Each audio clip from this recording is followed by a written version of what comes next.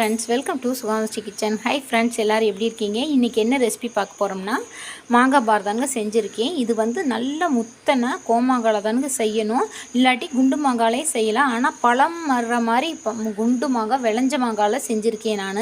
எங்கள் ஏரியாவில் குண்டு மாங்காய் வந்து நிறைய கிடைக்கிது. அதே கோமாங்காய் வந்து ரேட் ஜாஸ்திங்க. அதனால் எங்கள் பாப்பா வந்து அரிப்பு தாங்க முடியல லீவில் இருக்கிற டைம்னால். அதனால் மாங்காய் பார் கேட்டு ஓரியாண்டிட்டு கிடந்தா. அதனாலே நான் செஞ்சுருக்கேங்க. இது ஒரு மாங்காய்க்கே 2 பிளேட் இருக்குதுங்க. இந்த 2 பிளேட்டு பாரை நம்ம 40 பீஸ் ஆக்கலாம். உங்களுக்கு டிபார்ட்மெண்ட் ஸ்டோர்லலாம் நல்ல பாட்டிலில் போட்டு விற்கிறாங்க. செம சூப்பராக இருக்கும். போட்டு செய்கிறாங்க.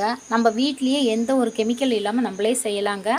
இதை வந்து மேலே மாங்காயை தோல் சீச்சிட்டு பொடி பீஸாக கட் பண்ணி குக்கரில் போட்டு கொஞ்சமாக தண்ணி ஊற்றி நல்லா வேக போட்டுருங்க. வேக போட்ட பிறகாடி மிளகாத்தூள், உப்பு, வெள்ளை சக்கரை போடலாங்க. நான் சர்க்கரை போடுறதுக்காக கருப்படி இருந்ததுனால கருப்படி பாக ஊற்றி நான் காய்ச்சிருக்கேன். அப்போ டேஸ்ட்டும் நல்லாயிருக்கும். குழந்தைய சாப்பிட்றதுனால ஹெல்த்தியாகவும் இருக்குங்கன்னா அதுக்காக பண்ணியிருக்கேன். ஃப்ரெண்ட்ஸ் பாருங்கள், இந்த மாதிரி செஞ்சு நல்லா கெட்டியாக வந்தவரகாடி ஒரு தட்டில் நெய் தடவி போட்டிருக்கி. தேங்காய் எண்ணெய் ஊற்றி தடவி போட்டாலும் பாருங்கள் மணமாகவும் இருக்குங்க. நான் நெய் ஊற்றி தான் பண்ணியிருக்கேன்.